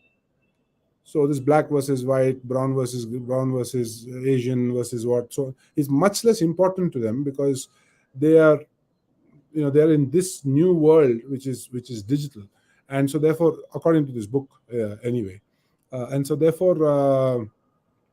Uh, I think the way they think has changed a lot. That's on the positive side. On the negative side, I think that their attention span has reduced tremendously, and so therefore the ability for deep study into any particular subject, and how soon they get bored, as it's sort of it's amazing. I mean, I think the attention span doesn't exist anymore. I think that's also true of us to some degree, but certainly true of the new generation. I don't. I think that's a handicap for them going forward. Thanks, Sid. We need to wrap up now, but may I end up by asking you three books that our audience should read to understand this better? Just the titles of the books, perhaps, and then I'll hand it over back to Ganesh. Sid? Sure. So we spoke a little bit about this one book already, which is um, "Why Don't You Like Me," right, by Mitchell Springer.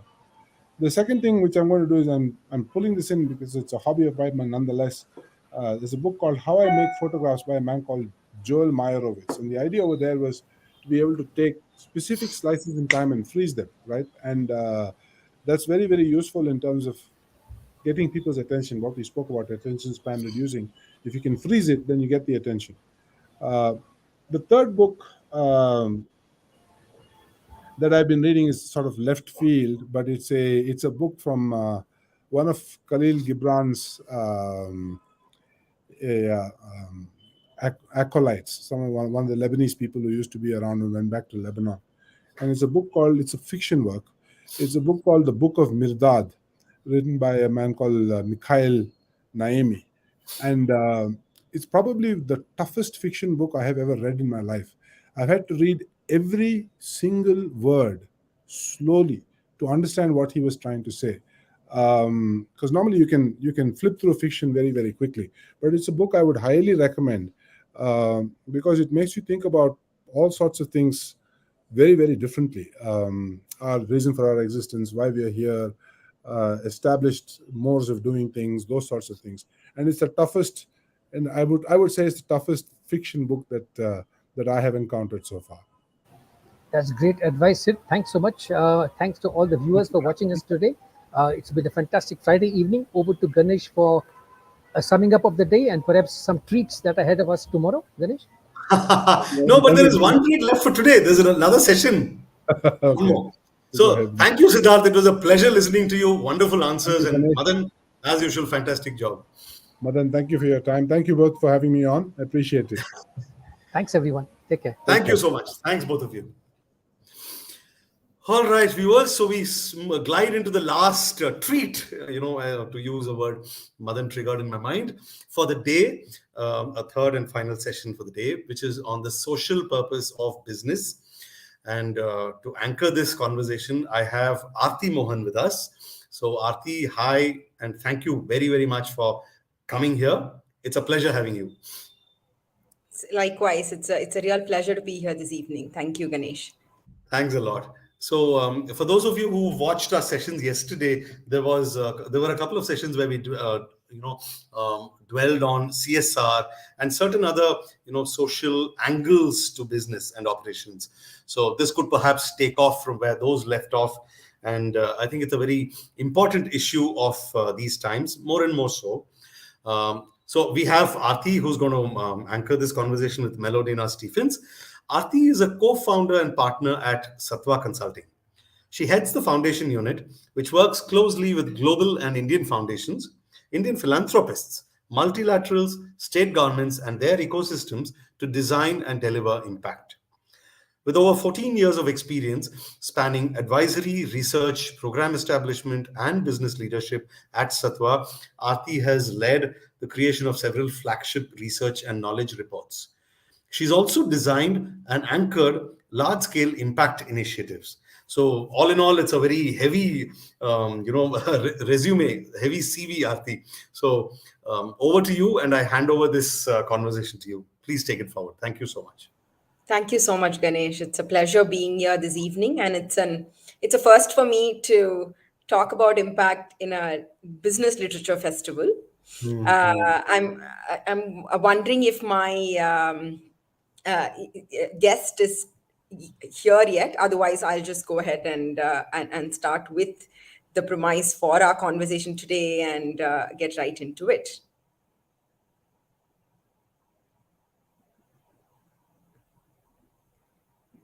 Yeah.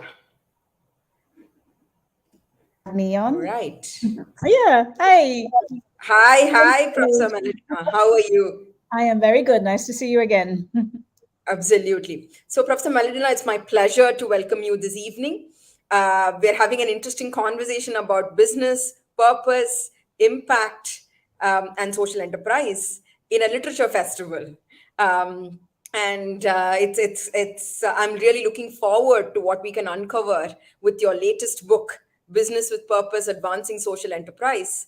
And it's a very interesting premise because we both spoke enough yesterday about the fact that today, as social economies are advancing quite tremendously, and social enterprises, which were once hailed as models that sort of balance the mission and the money, but today are potentially also struggling to see if there is if that particular mission and purpose can accompany them all the way through the growth journey, or are they going to lose something along the way whether it is impact or whether it is growth. It's a very interesting set of times in the global economy overall for impact. We just saw the story of Patagonia, and what a tremendous and significant step has been taken by its founder, and really having a very disruptive shift towards making the company completely a non-profit and dedicating all profits back to social impact, especially in the climate adaptability space, which is one of the most intractable problems that we are seeing. And you, over your 3 decades of work experience, have had a chance to work with the private sector, government, and the startup world, as well as academia, and therefore have almost like a four axis vantage point, which makes it really interesting to see what you observe, because it's not just about the social enterprise, it's not just about the communities that they serve, it's really about the ecosystem, larger ecosystem that they're situated in, and the confluence of action from private sector, government, and civil society that can then lead this way forward. So I'm really looking forward to learn more from you about what your book says. So let's start with the book, and how did that come about, Professor? How did you think about the book? What were your key triggers? I think it's been a long time coming. So I worked for the Tatas long back ago, and I think I really liked the whole purpose mission that they have, and very unique setup of companies, right? With Tata and Sons at the top, and the way that they do uh, building and capacity building, contributing back. After Tata's, I think I moved around a couple of places and countries, and I was always fascinated by how startups have so much potential to solve problems that maybe even governments weren't able to solve. But somewhere along the line, working between, we suddenly started seeing that sometimes a startup had purpose, but they weren't able to fulfill it. And I'll give you one of the triggers that started this. I won a grant. I ended up in Kenya. So I'd already was fascinated with this topic. And when I was in Kenya, I realized that everybody was wearing these fantastic clothes, but there were no roads, there was no electricity.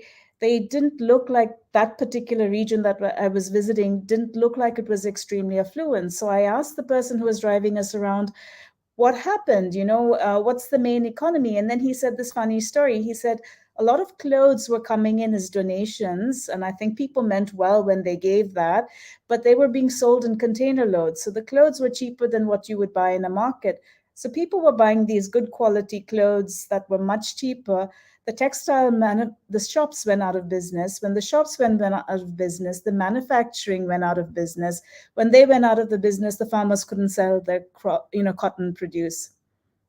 So this long-term impact, I think this is one of those things. Sometimes even with startups, we want to do good and we have this vision, but we are not thinking about it in an impact form. And some of this is generational, right? 10 years, 5 years. And this is where the whole conversation came in. You could have a private sector company wanting to do well, but as long as they're mandated by an annual report, which is 12 months, perhaps they lose their way sometimes if their values is not very strong. Or you could have a nonprofit which didn't have enough financing, and this sometimes is also a problem, because then you let the grant giver sort of dictate which direction you need to move. Yeah. No, absolutely. And I'd love to delve into both those aspects, because you bring about two very interesting structures. And sometimes it's a hybrid of these structures that sort of lends itself to the duality of impact and growth. I'll start with the business side, right? Like, given this is a business literature conference we are in the middle of, it's always an and, as we say at Satwan. That's been our experience over the last 14 years. It's never an or, and it's a very fine balance, right? It's business and impact, right? Like, it's profit and sustainability. So in this and journey, how does this really play out at those critical inflection points of growth and deepening of impact among enterprises? Could you give a few examples from what's in the book? So, I mean, you mentioned Patagonia, which I love. They have a very strong purpose. It's very founder driven. And one of the challenges we have is sometimes founders, when they leave, that you sometimes see a dilution of purpose, right? So this is also something very important. So if you want to sustain the impact, and it's not an or, it's an and, it needs to be built into the business model, and it needs to be ruthlessly communicated in its culture. So everyone lives and breathes that business model and the values, right? They need to go every way possible. And you also are educating shareholders. So one of the challenges is if you decide to dilute your stock and get money from the public markets, the challenge is every year shareholders want the dividends to go up. That means the profits need to go up. And this comes at a cost. So that's also a choice in your business model, whether you want to keep scaling or at some point you're happy to be small with healthy profits. So there's a lot of decisions you need to take. I feel sometimes the stories that were sold is always you need to scale and become the next billion-dollar company, or 4 billion, 5 billion, 10 billion. And that's great. Some companies do that very well, but holding on to purpose when you scale so rapidly is challenging. Absolutely. And you have a few examples to illustrate these critical growth choices that founders have made, Melodina? So let's see. I mean, I like one. So one of the companies I really love is Zipline, and they started working in Rwanda. It's a drone company that came about. So there was a problem in Rwanda where a lot of women were dying because they could not get access to blood at child delivery stage. And the issue wasn't that they didn't have blood supplies, it's just that that country has two monsoon seasons. The roads get washed away, and what should take 45 minutes would end up taking maybe 8 hours, couple of days. So the way they solved it was drones, and the way that, so it wasn't, they're manufactured in US. It's a US based company. They didn't get permission to go and fly these drones in US at that point in time, but they got permission in Rwanda. And then they did, you pay per delivery. So it was an interesting business model. So they are for profit. Of course, now they're growing. And part of the challenge as you grow is regulatory concerns. And we know some of the concerns that surround with drones, right? So you can't have like a million drones flying at the same time, and then you've got traffic. So it becomes interesting as they scale. They will now have to make choices on whether you're just doing delivery for, I don't know, everything, which is great. You could be doing food and parcels, or do you still stay ruthlessly in healthcare sector? So I think it's an interesting time for them as they scale so rapidly. But you will make choices because we know regulations will suddenly start popping in, right, at some point. And then you've got like this lovely model like Akshapatra, which is in India, and that they do food, right? I really love them. They get a lot of donations. So this is a different sort of model. But again, they're using at the back end technology to make value. So it's interesting to be viable, how much of work that goes behind it and the technologies they adopt. So again, really two very different types of models, always challenges with scale. And I think this is interesting. So one is, does the business model change? Will regulations come in, and can you sustain it? That's the big question, because can you sustain what you were doing in a small group with larger numbers? Absolutely. And the model itself potentially needs to pivot. I want to go deeper into the purpose piece that you pointed out in your Rwanda example. Are they going to deliver medicines, or are they going to deliver everything in their in their scale journey, in which case their impact is a byproduct and not potentially at the front and center of everything that they do. And founders are faced with a lot of these choices. It's also true that when they're faced with these choices, those choices are both influenced, driven, and sometimes mandated by the ecosystem around them. And the two big players in this ecosystem are investors. And of course, if you're working within a certain public welfare or development framework, the government. So, what do you see as the role of purpose in the way the financier is going to look at the journey of the social enterprise and its growth? What is the role of appropriate capital, which comes at the time of inflection? Because in our work and what I've seen over the last 14 years is there are crucial missing gaps in financing that tend to lead social enterprises, despite their best intent and their stellar performance, in certain ways, which makes impact a byproduct or a very, very hard one balance, and potentially not one that's held all the time. So I've been very fortunate to meet investors who really think impact. And so there is a breed of impact investors who are thinking long term, who are thinking on the ground, very people centric. So they're asking, even when it's a tech product, how is it helping the user or the person, the people at the bottom of the ground? And I really like that. So it's not that I think if you're a founder, you need to choose your investors carefully. So going back, there are the investors who are just in it for the money and they want very quick returns, and they can break founders because if you're driven by purpose, then you have no other choice, because once you take the money, you need to deliver the returns. I mean, that's why you signed a contract, and they want to exit because they want to sell at a profit. They didn't do it for charity. So having those discussions in the beginning and choosing where your money comes from, I think is critical. When you're accepting, let's say, private funding, there are different models. I mean, so I think it's also so when we looked at social enterprises, you have for-profit firms, you have non-profit firms, and like we said, hybrid, right? And I think you need to choose the best fit for your social enterprise depending on what is your scope of impact. So if it's a small community, do you want to scale it in multiple places? Or are you happy just to stay there and I worked with an entrepreneur who worked in a community, and he said the community had so many problems. They solved one, which might be health, and then there was women, and then there was children, and then there was education. He could spend a lifetime only working with that community. And what he did was actually flip it around and ask the community to come back and say, you let us know what you need. So it became community organization, right? But it's a different model, not easy to scale across places because it depends on trust. Absolutely. One of the things that social enterprises potentially do, which it is different from a non-profit structure, is to play in the markets. And social enterprise exist in a continuum of private sector that has plays different roles in actually looking at social innovation in the context of where they operate, right?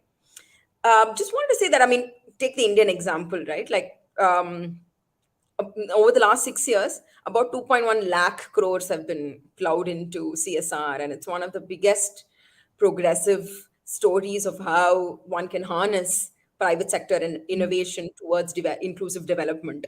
And it started off with a lot of compliance, but we see corporates uh, increasingly shifting their focus to say, how do I look at innovation? How do I look at strengthening my role in impact? How do I leverage all the resources and assets that I have to contribute to impact in the most meaningful way?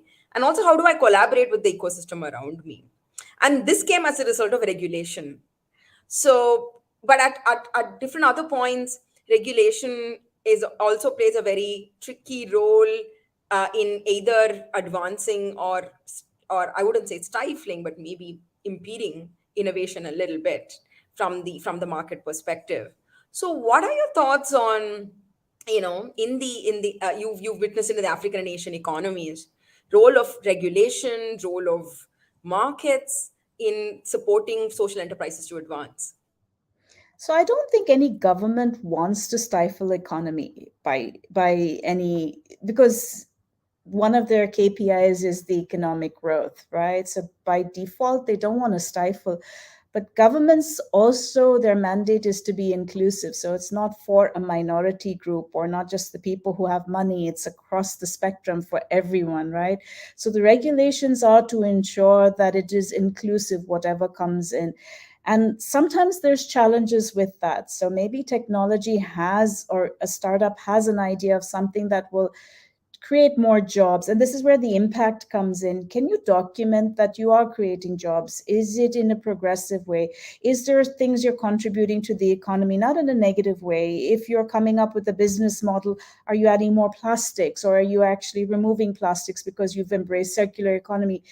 What happens with a lot of startups is they don't know how to articulate the story, right? So I think this is an important part, is you articulate stories, and you have to work with the government. Government is always looking for new ways to encourage economic growth, and they're looking for solutions for these intractable problems. We still have healthcare problems at the end of COVID, right? We've not solved them. Mental health is a big issue. We still have not got inclusiveness. We still have poverty. All the SDG goals that we were supposed to achieve by 2030, it's kind of unlikely we're going to achieve them, right? So there is always this scope. And I like what you mentioned. A lot of young startups should probably, when they're trying to grow, could also look at how they could tie up with larger companies who are trying to go and do that impact, but don't, it's not part of their main business model. They don't want to dilute their main business model because they have shareholders to listen to, but they would be very happy to collaborate with the young startup that can help show impact, right? And make it much more reasonable. So there's a lot of win-win there. Absolutely. And I think what you highlight is a very critical point of private sector um, allowing or encouraging or actively supporting social innovation in the, in the long tail of the private sector that startups inhabit.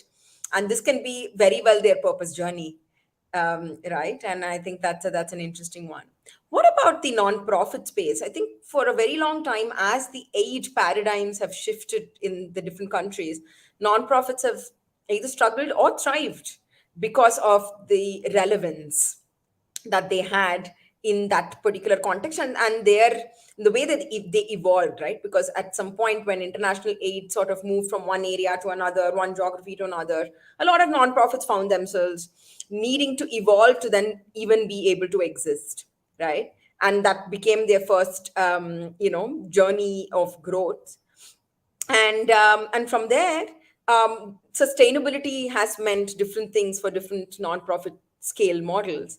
So if we are looking at the nonprofit part of the sector, what are your thoughts on what are some of the key levers for that growth journey to be meaningful and scalable?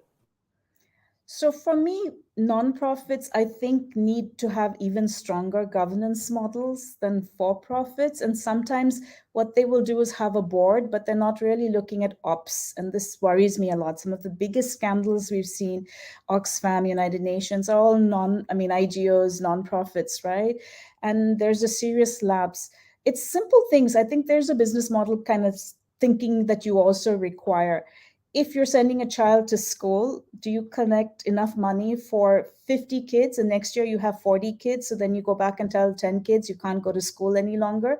Are you actually tracking the 50 kids? And when you're collecting money, making sure, well, they need 12 years of school. So we need to collect donations for 12 years so that the child is not, let's go to school 1 year and then never gets to go back again. So if you start thinking of those kind of business models a little bit more from that point of view, who are you serving? What is their requirements? Not one pair of shoes today. If the child goes through in their lifetime 7 pairs of shoes, right? So that accountability and that kind of granular data, then you start auditing, then you start keeping it, right? A lot of nonprofits work in very fragile situations. So data is very hard to collect. And I think this is also one of the challenges we have. The people who are willing to work in fragile situations is not your everyday person. They're not going to have a comfortable life. They're going to extremely difficult places, sometimes even with their life in balance, right? So the governance model in these cases needs to not only take care of the employees who are working on the ground, but also be sensitive. So again, how do you set it up is so critical. And that means in your profit model, putting some money aside for maybe psychological support and help for these employees. And if you haven't done that, then I think it's again going to run into problems, because how much can you see death and destruction or extreme crises day in, day out without it having an effect on you? So some of this kind of thinking needs to be there, even if you're a nonprofit and you're doing good, that's great. But you need to think a little bit businessy, kind of, the otherwise you'll not survive, or you'll end up with a major scandal that will end up closing your operations, and even the good that you did will get tainted. And unfortunately, you might have done more good than you did bad, but you just need one bad story. Yeah, the sustainability thinking is uniform. It's just that the way in which it manifests and what needs to be structurally and by instrument, what needs to get done is different. but the problem remains the same. And I it's want to go over interesting. to I yes, just go ahead. wanted to mention one point, Arti. The public, when I say the public, the population is more forgiving of a business transgression than they are of a non-profit transgression. So that's also very interesting. I don't know why, but it seems like you could be a founder in a private sector company and mess up, and they will like, okay, that's they'll be angry for a bit, but they'll forgive. But when it's a non-profit, it's like, oh, how could they? The moral fiber that is expected of a nonprofit, as you're saying, is much, much higher. That's a very interesting thought, Professor, and would love to touch upon it when we go into some of the, stories that you've encountered through your journey. I actually wanted to pick your brains on your upcoming book. I know that you work in AI a lot, and technology is seen as like a, a very disruptive force today across thematic areas, across sectors, and whichever country one looks at, the social economy is very much focused on seeing how they can leverage technology, how they can be both enabled and led by data where relevant, and that can be harnessed as a way of scaling, the social purpose. But you are interestingly connecting AI as well to an intractable problem of the environment, and it's fairly counterintuitive. Technology should solve for some of those problems that occur to the environment because of technology not being there, right? So I'd love for you to elaborate on your next book, which takes these two topics and juxtaposes them. So I think AI has been thrown out a lot, and it's like this trendy word. We've got a new business model, and it's an AI enabled or it's based on AI. But I think a lot of people aren't able to understand AI's hardware, software, and its data, right? So it's three things that have to work together.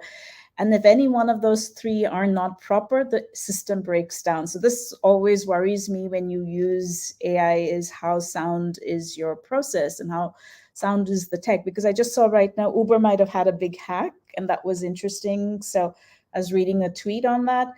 So at the end of the day, we're seeing a lot of people jumping to AI as the savior, saying that will help us in sustainability, whether it's metrics or even to make things better. And that's great. But I do need to mention something. The hardware of AI consumes a lot of resources, and the process is extremely extractive. A lot of the rare earth metals also come from fragile places. The problem with this is we don't have very good recycling processes. I was reading a report that even says some of the most sustainable countries in the European Union export their waste into the poorer countries, right?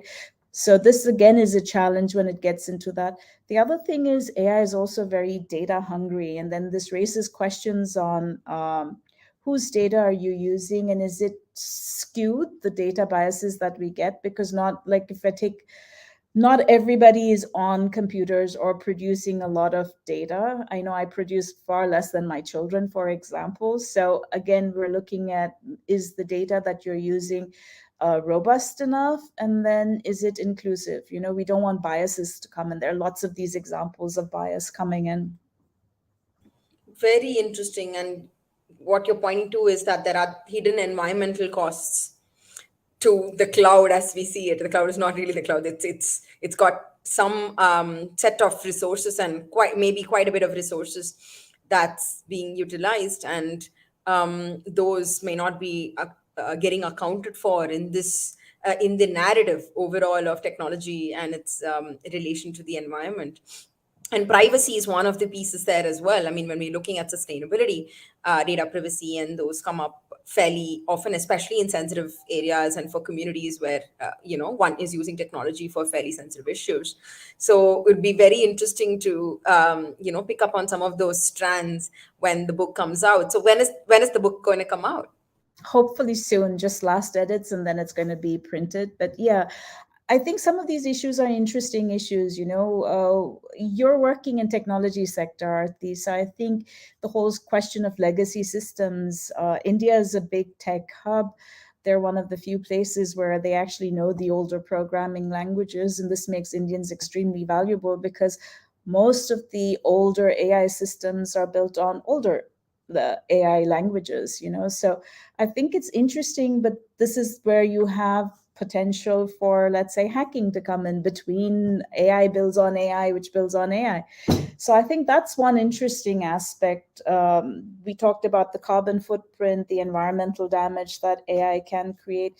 We're talking about the biases that could come because people don't understand enough about, if you put garbage into the AI process, you're going to get garbage out. So it's a question of having enough people understand what technology they're working with. And sometimes, you might hire a technology specific person, but if you're working on long term, I see right now that the big thing is everyone wants to do biotechnology because they want to program for health, and that's great. But if they haven't done the 7 years of medical training, they may not really know what they're getting out. And then you need to make sure you have experts who understand what's coming out, and can explain it. So it's a bit complicated, I feel, some of these new areas, because we're looking at the cusp of different disciplines colliding together. And you need knowledgeable people and people who are willing to engage in conversations and say, I don't understand this. What does it mean? Break it down into simple steps so I can understand it. And then being able to ask questions and then figuring out whether that process was robust enough. No, absolutely. And AI also raises questions of access, which we know has led to as much inequity as other paradigms that have existed before technology came in. So I'd love to hear from you in terms of equity and access, right? Like if things are going to be more technologically driven in the future in terms of programming for impact and otherwise, what are we missing in terms of access for marginalized communities, for vulnerable geographical areas, for communities that have always been at the fringes of access? But so this is something I struggle with too, So I was just talking to someone on, is farming cool? And they said, no, it's not cool. And I remember at one point there, when Farmville was a game that was there on Facebook, there was a stats that went out that said there are more farmers on Facebook than there are in the actual world. So it was cool on Facebook, but it wasn't cool in real life. And then you have to sit back and say, why isn't it cool in real life? What did we do that made the narrative so bad? Because all of us need food to eat. So farming is something, it's part that all of us, we wouldn't survive if there isn't food. But it just didn't become cool enough to say, maybe in school, I want to be a farmer, right? And we have now, I think, over generations, put certain ideas into, I mean, the joke goes in India, right? Engineer, doctor. So you've got these standard things. We have put into the minds of people what are cool professions and what are not cool professions. I think there itself comes the equity thing, right? It's okay. I think if you feel very strongly you want to be an artist, there's probably a space for you too. And maybe your skills can also be used with AI. I mean, look at NFTs and the way that's blowing out of proportion right now. So understanding that is important. When you create anything, being inclusive, I think that's also important. So I'll give you a small example. I think at the height of COVID, my mom wasn't on, online stuff. She wasn't doing paying through Paytm or things like that. She's older generation, prefers cash from the bank. And I think she struggled. And one of the things that struck me very much was the OTP codes. The time she had to enter in an OTP code was not enough for her of her age. By the time she found it, by the time she shifted the screen, the code had disappeared and she would struggle with that.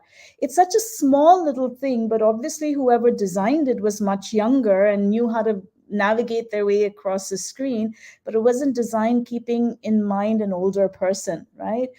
And this was nothing I could do living in another country, is help her with her OTP code and how to enter it, right?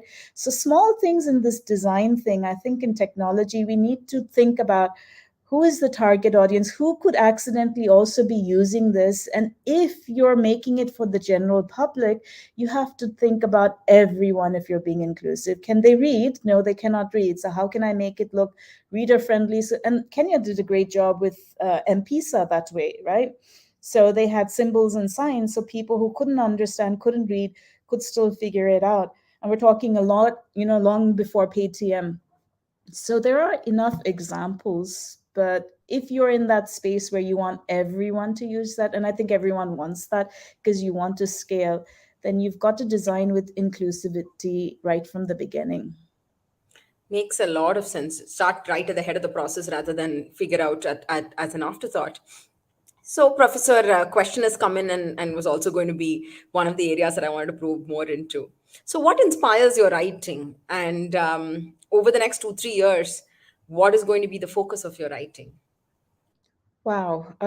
What inspires me is when I see a problem and then I find that people are having conversations and it's not simplified enough. So I think I'm still much the educator. And I think, okay, how can I go back and address this in a way that will help people make better informed choices?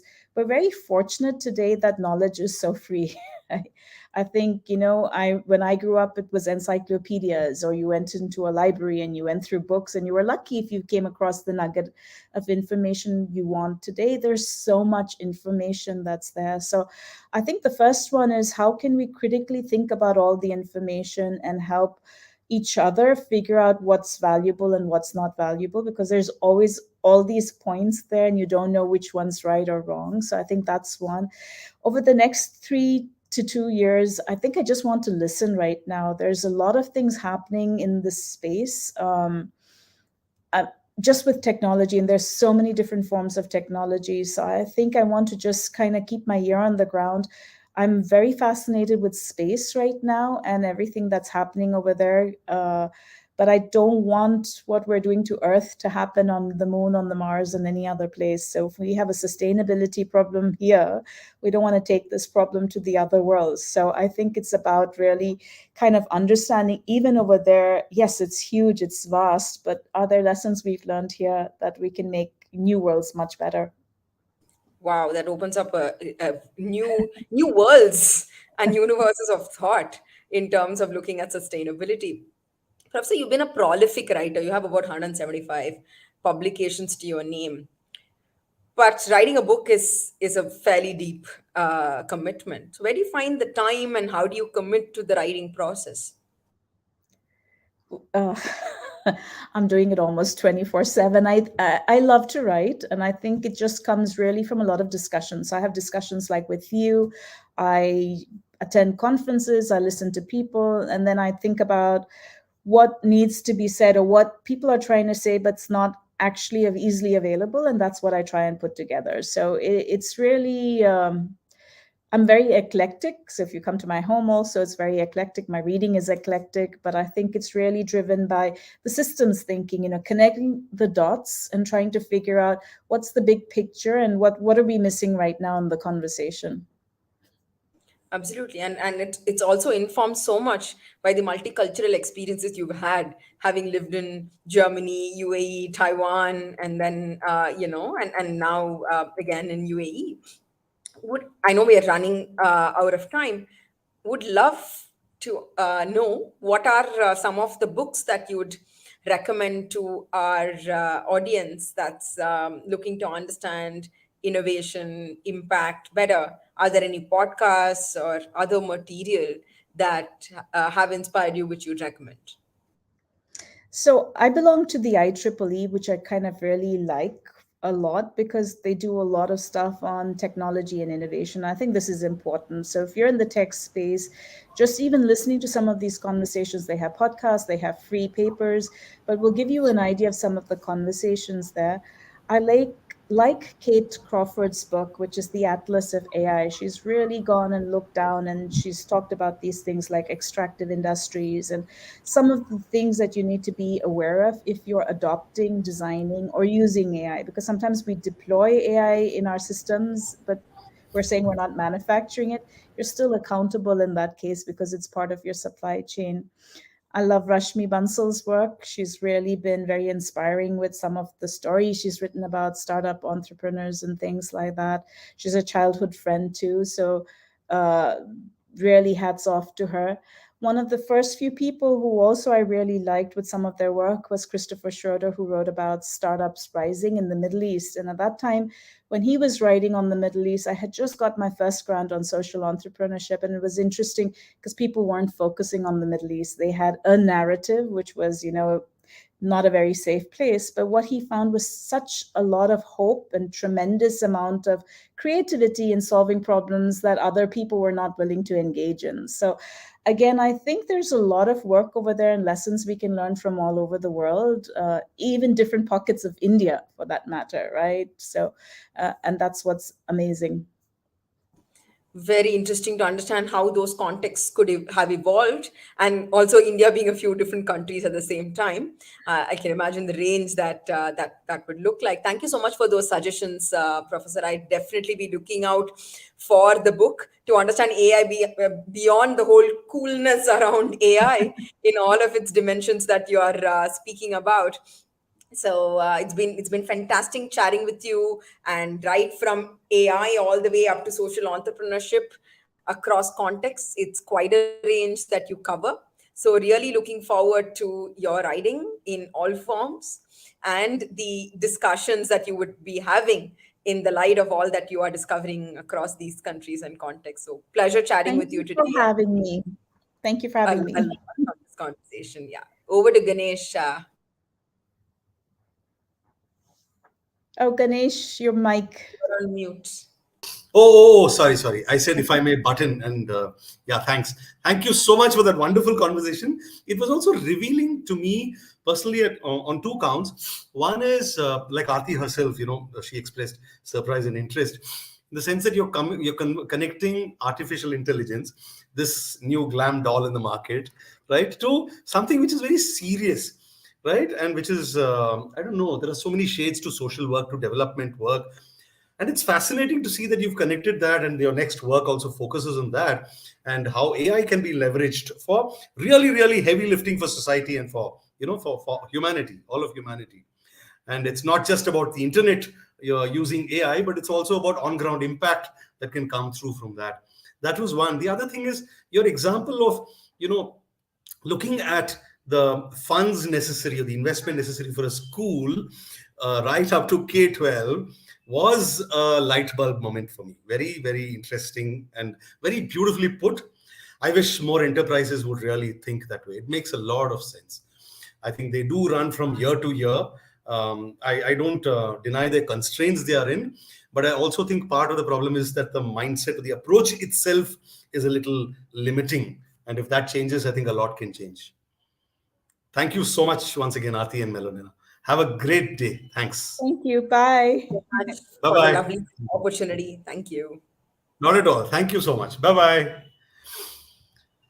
So, you, the viewer, I hope you've enjoyed these sessions as much as I did. And I hope you're taking back a lot of thoughts to mull over, a lot of things that we can implement on a personal level, on a collective level, and of course, in our businesses. So, I hope you got as much food for thought as I did.